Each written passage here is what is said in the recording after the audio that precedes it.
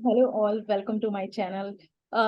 We have with us Amuthan, who is the founder of Testing Mini Bytes. So in this particular podcast, we just are going to discuss about the journey of a QA. He has experience of more than 7 years now.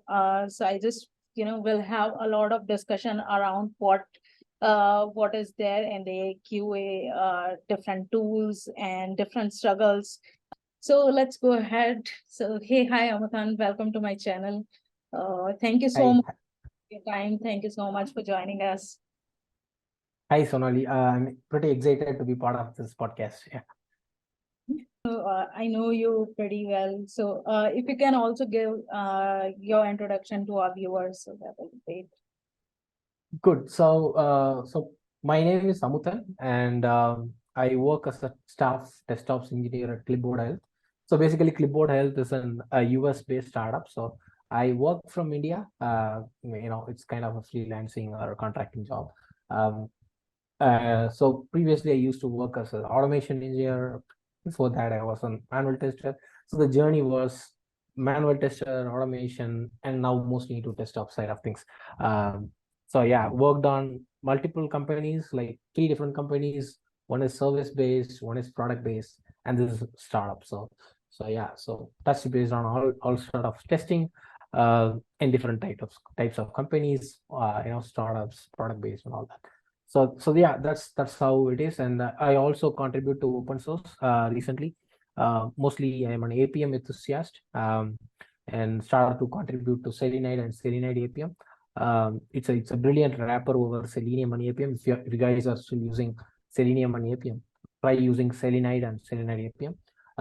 Apart from that, I also have a YouTube channel where I teach testing, DevOps, and test automation. So yeah, so that's pretty much about me. So that's a lot that you're doing. Nice. So you mentioned test ops. So I wanted to understand what is test ops and how did you basically get this opportunity? So maybe first I will answer the later question. So I was passively looking for a job because I was very comfortable at the previous job where I worked. Um, it was a product-based company, so the work-life balance was really good. I was paid very decently. So I wasn't really looking to change the job, in a hurry. So I was passively looking for a job. And then, there is an HR that got reached out to me from InstaHire. Like, I posted my resume in InstaHire, and I was reached out by Clipboard Health. And then, it was a remote opportunity where you can work from India. It was during the COVID times, right? So when things were drastically changing, everyone started to work from home, and companies in US started to look for talents around the world, and it just opened the doors for people like me. So I, and then interview happened, and then the salary part was really attractive. So so I thought, okay, I also thought startup is where I could learn a lot of things. And then so I thought, okay, this is the right time for me to go and explore new things. And then just I started to work for Clipboard Health. That's really great. Yeah, and coming to test jobs, like there is no bookish definition that you could apply to it. Basically, it was mostly into automation testing, working as a SDED, doing manual and automation testing. But then, it's just an extension of it, where you go and build pipelines for the automation stuff, where you build toolings for automation, where you basically, write, build frameworks and stuff like that. So basically, whatever estate cannot do, or might think it is not their job to do. It's just a combination of testing, automation, and DevOps. So it's a combined thing, right? Yeah. That's a really new role which is coming up into the market nowadays, and it's encouraged a lot within the organizations as well. It's right. Yeah. Okay. So, in your initial journey, I want to understand like what kind of projects were you getting at that phase when maybe around 1 or 2 years of experience? So it was a crazy journey for me, because I did my bachelor's in mechanical engineering, and then worked for a couple of months in a core company, like a motor company, and then I didn't really like the job. And then started to prepare for engineering services. In the meantime, it was almost 1 year since I came out of college, so I thought maybe I need some money, so I will join CTS, because CTS is company that I already cleared in the campus, and then every one of my friends were joining there, so I thought, okay, I'll go sometime there, and then spend my early days there for a little bit of money. But again, I was put into manual testing, where I was asked to work for a retail project. Yeah, so that's how it started. And then around 1.5 years of experience, I got an opportunity to travel on site. Again, at those time, during 2016, it was pretty hard for people to go to on site with just 1 2 years of experience. Someone who worked in CTS knows minimum you have to be there for 5 to 7 years, and even people who are even waited for 10 to 12 years doesn't get an on-site opportunity. So it happened. I was a complete manual tester at the time, even though I could code bits and pieces, but I was not a good coder at the time. But then I thought, that's how it happened. Like I went to on-site, been there for a year, and then came back, switched to a product-based company. That's crazy.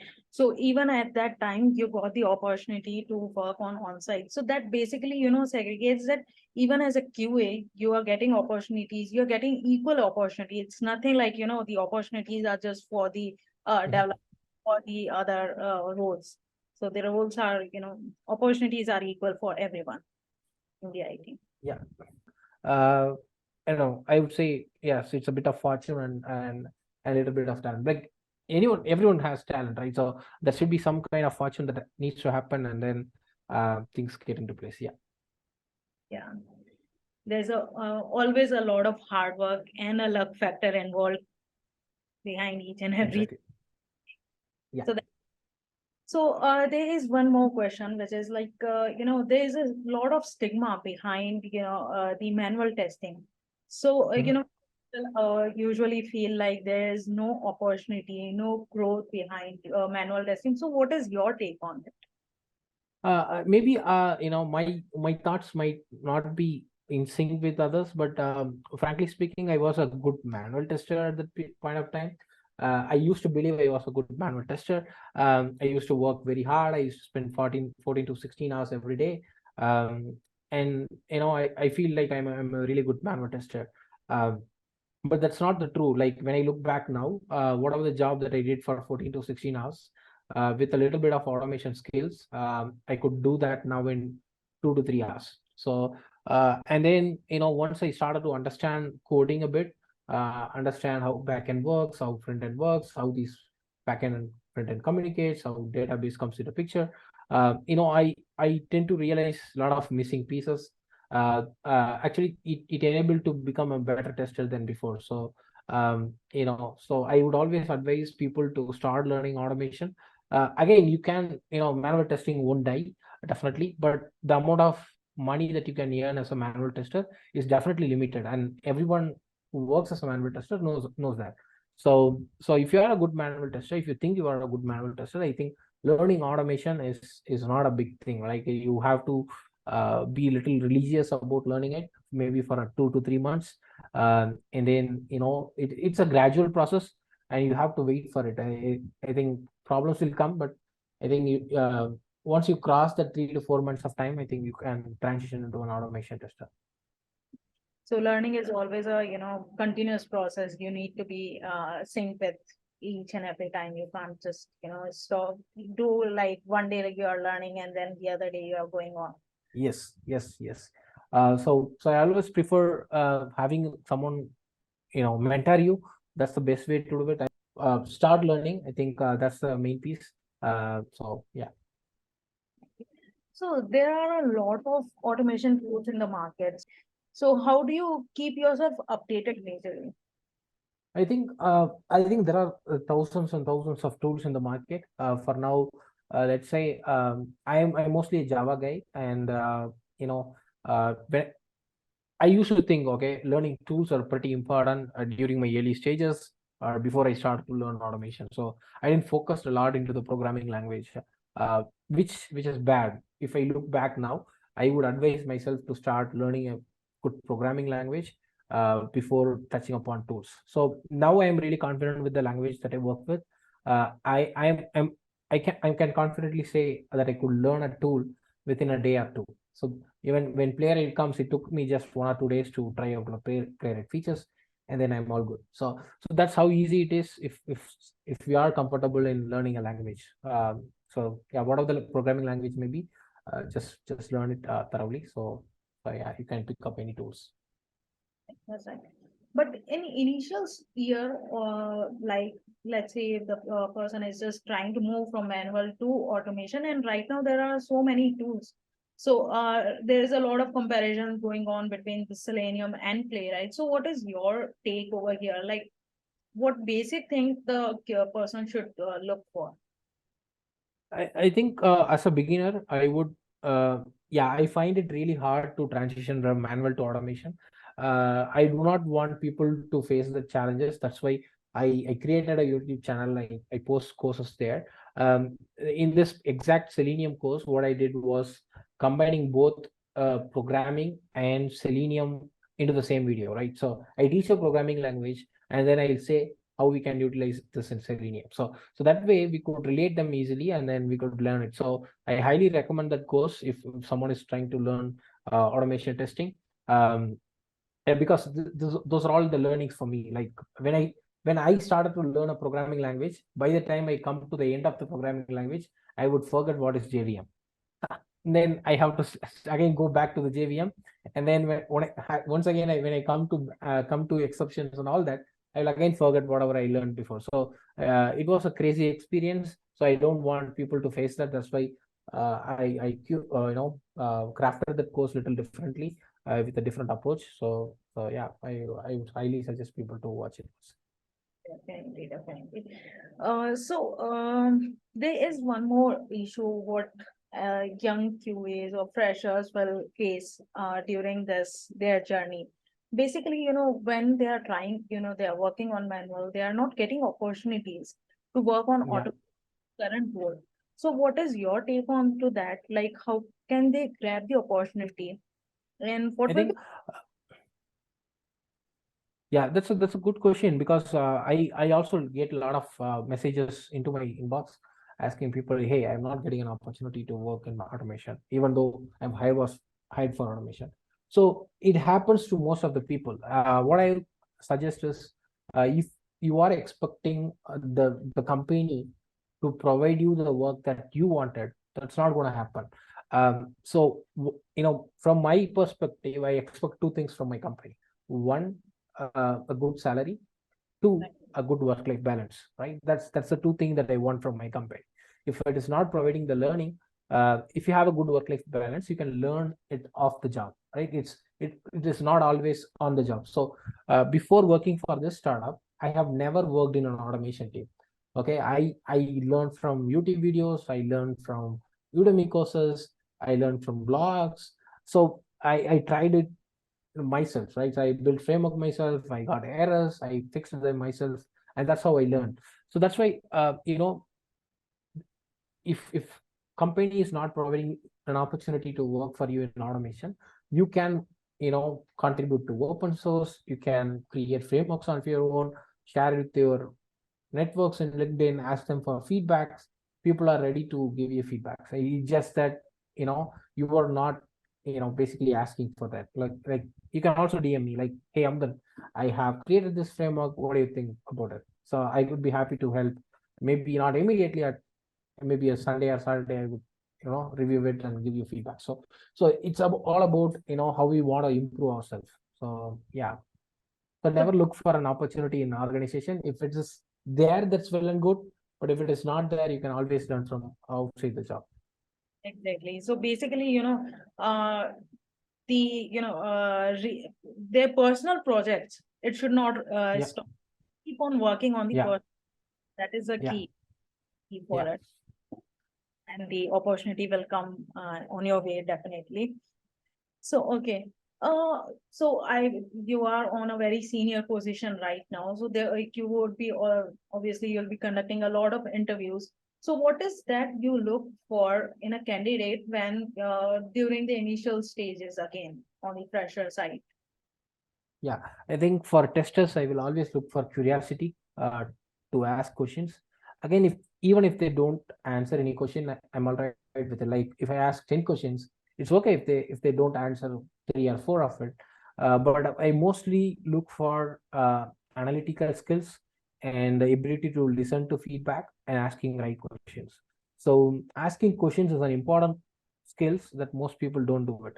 I even get a lot of messages, hey, this is not working, but they don't provide me all the information to answer their question. So if somebody is asking a question, it should be complete, and by the time I see it, I should be able to understand it and then reply to it. So I look for whether people are asking right questions. If they don't understand the question, whether they are asking good questions to me, whether they are uh, looking for feedback to improve themselves. That's one of the important skill, not just me, but everyone who conducting interview expect from junior people.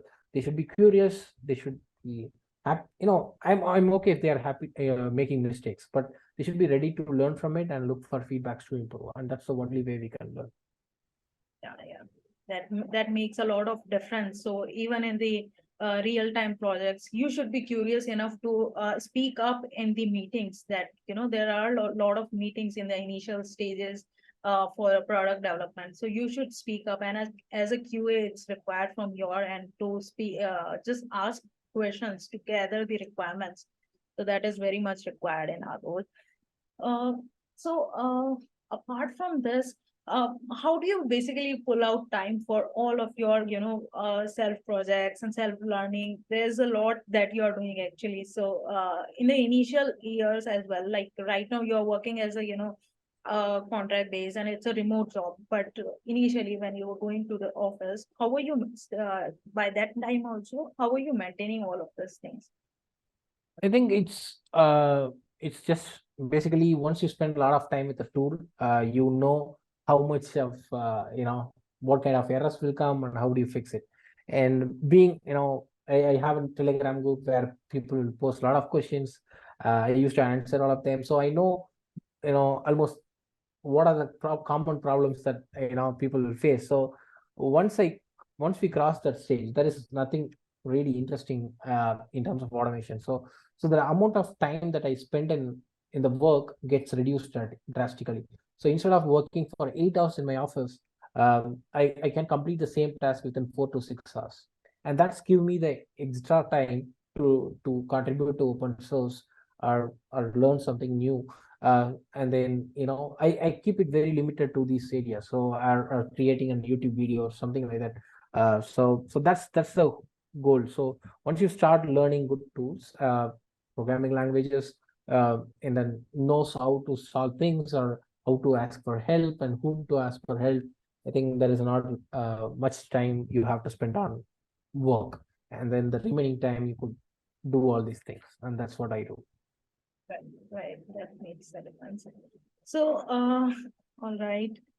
You have, if you can just elaborate more on your YouTube channel, what exactly tools that you are, just going through the tutorials and all, what tutorials you have? Yeah, I think I have a lot of playlists. I also have playlist on Selenium, GitHub Actions, Jet Essentials. Basically, some of the really good libraries that I came across, how that can help you to write good and clean code. I also have frameworks, videos on how to refactor a framework.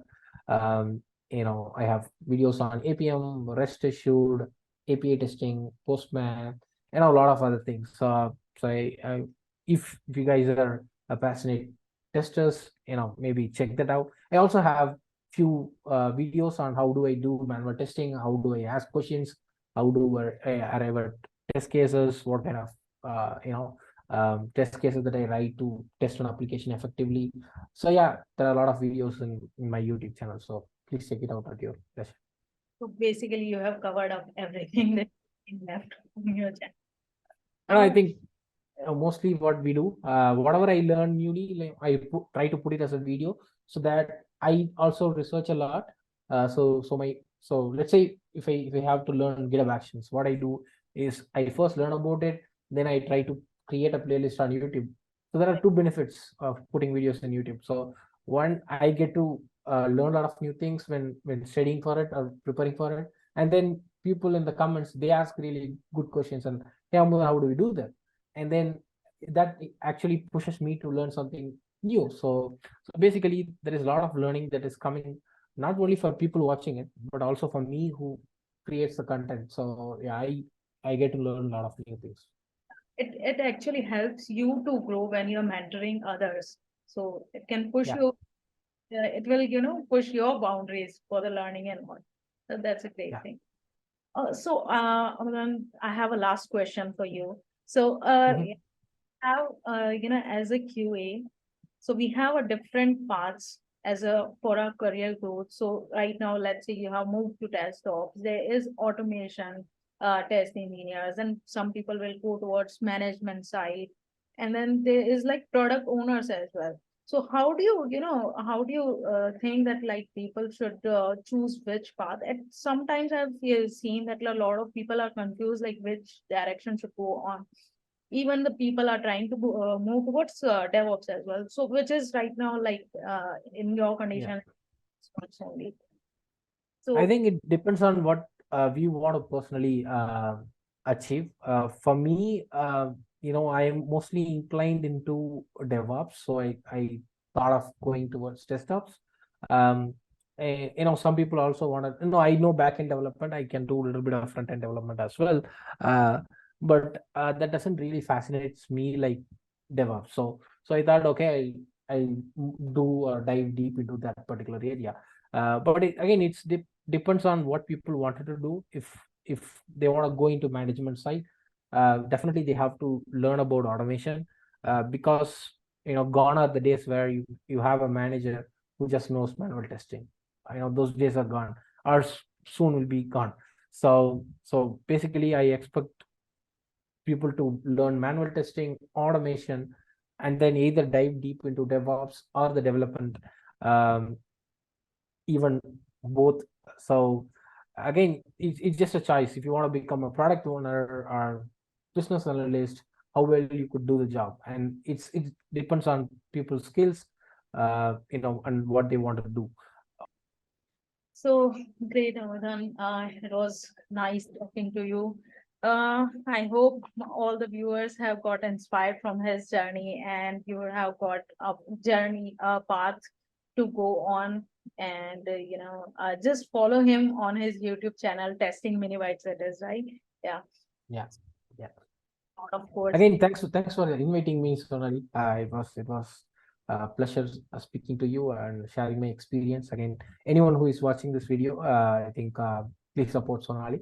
And if you have any questions to me, please reach out to me in LinkedIn or Telegram. I'll be happy to help you out, guys. Sure, sure. All right. Thank you so much for watching this video. Please like, share, and subscribe, and also put down the comment if you have anything. Okay. Thank you so much. Bye bye. Bye, Sonali.